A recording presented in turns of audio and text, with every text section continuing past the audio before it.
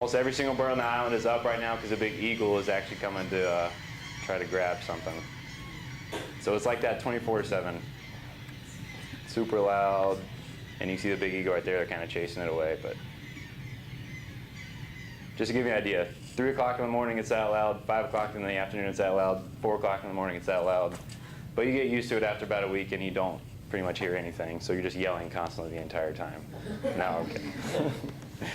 Okay, what do we have next? So the day in the life, some of the work that we did out there.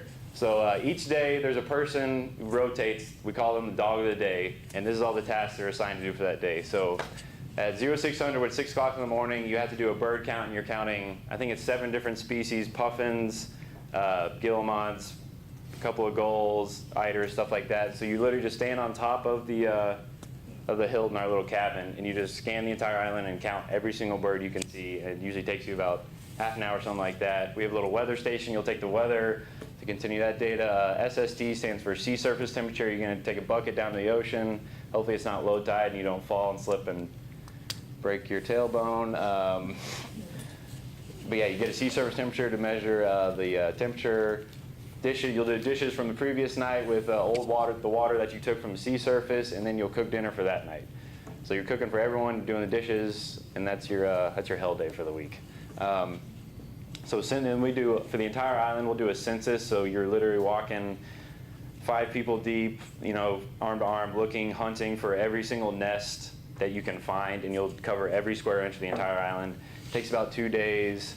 It's a very long, drawn-out process.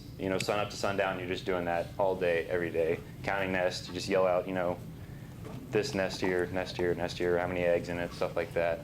And a majority of the work we did was from blind stints, a lot of observational study, stuff like that. So tern and alcid is a term for a group of seabirds, just puffins and guillemots. Feeding studies, so there's little wooden blinds placed throughout the island. I think there's 12. And you're pretty much looking at these rocks that the birds will kind of loaf on and hang out on. And you'll watch them go into burrows, and you look for fish that they're bringing back. They're bringing back fish to their chicks. And you're going to look through your binoculars and kind of make mental notes. You'll have data sheets that you'll fill out.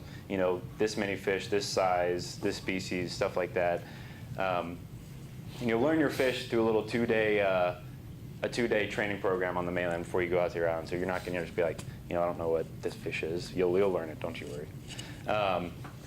And so tern productivity, so we'd have little plots that we'd fence off where the terns nest, and there's a set number of nests there, and we'd go by every other day, check them, weigh the chicks once they hatched.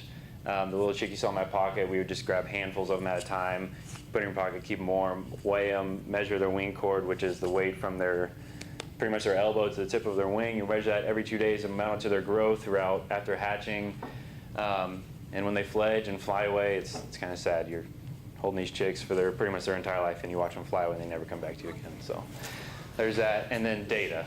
Do massive amounts of data. You're writing down pretty much everything, all the measurements you take. And at one point throughout the summer, our computer, our solar panel broke. We didn't have a computer for 2 weeks, and we had to catch up on 100 sheets of data. It was ridiculous. So this is some of the fun stuff we did. Like I said, I got a lot of pictures. So one day, the boat, you're in the middle of the ocean, it's Maine, there's lobster boats everywhere. So little Avon dinghy one day, we decided to row out to one. They were gracious enough, they gave us some lobster. We had a feast, as you can see. I don't know if you guys have ever had lobster, but it's good. And you get on the island where you're malnourished. No, I'm kidding. But so that's our little crew, take some cool pictures. It's a lot of fun. This is probably one of the funnest summers I've ever had in my life. Okay, so some of the other work we did, capturing puffins were a big thing. So capturing breeding puffins. So you can see, this is what the whole island looked like, there's rocks, and you see these little numbers, these are burrows. So the puffins will actually go into these burrows, like you'll be sitting in blind, and you'll observe these, and see them go into fish, and there's a chick in there. So later that afternoon, we'll go by as a team and try to grub them out. Grub, made up word. So pretty much you're just trying to crawl deep inside these rocks and just find these burrows and just pull the chicks out. You can literally pull them. Sometimes they're 10 feet deep, sometimes they're a foot deep, but it's really satisfying to just reach into the blind, just feel this little chick, fluff the ball, and pull it out and put a band on it and stuff like that. But I think we actually broke the record that year. We pulled 18 chicks out. In the previous years, they could only get 14 in 1 year, so go us.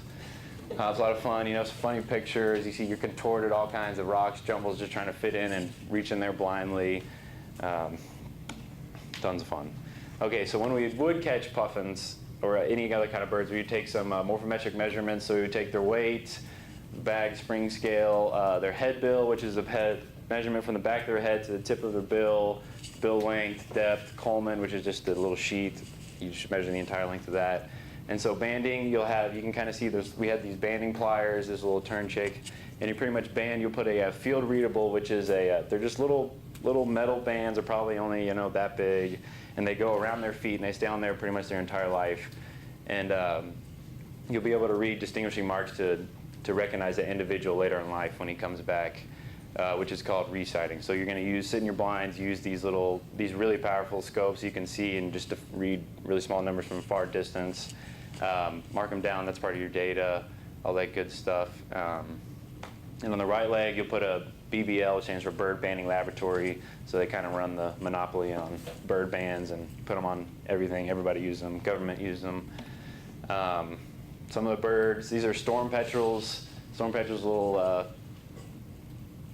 tube-nosed bird that flies. They're really cool. They smell really good. They burrow under the dirt and this kind of sod stuff, and they just smell like a really earthy cologne. I don't know, they call them earth birds. They smell really good. If you ever have a chance to smell one, someone says, hey, smell this storm petrel, you're going to want to do it.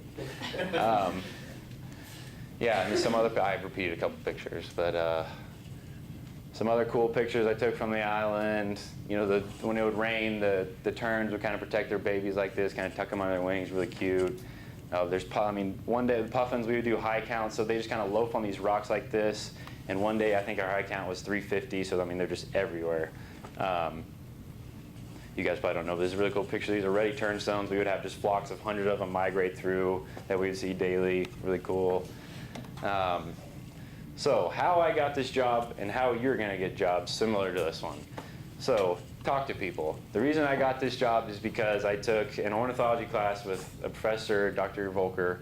It was a really cool class. I really like birds. I figured, I'll try to go talk to this guy and see what he's all about, anything like that. So, it may seem weird. Go in your professor's office. You don't know them at all. Just go talk to them. They're not going to care. Even if you bug them once a day, once a week, something like that. Go in there, get to know them, ask them what the research is about. If you're interested in anything that they do, ask them opportunities, volunteer, go help in their lab, anything like that. Just getting to know people so people know your name and they say, oh, someone just told me this job. I know this person because they talk to me all the time. Cool, like stuff like that. And volunteer. You're not going to get paid for every single job you have in this field, for sure. I worked with other people that have been volunteering for other organizations, and that just gets you more experience to help you get that paid job later. But a lot of jobs do pay. The job that I have did pay, so there is paying jobs out there. Professors, society clubs. Wildlife Society has a lot of good opportunities to get, experience, out in the field, hands-on stuff, deer capture, any good stuff like that. And most of all, job boards. A&M has the best job board pretty much of anybody for wildlife for our career field. WFSCjobboard.com. Go check it out. That's how I'm applying for jobs right now when I graduate. So we'll see. I think I got some more pictures. So when you walk around the island, there's so many birds that if you disturb the colony, they pretty much all fly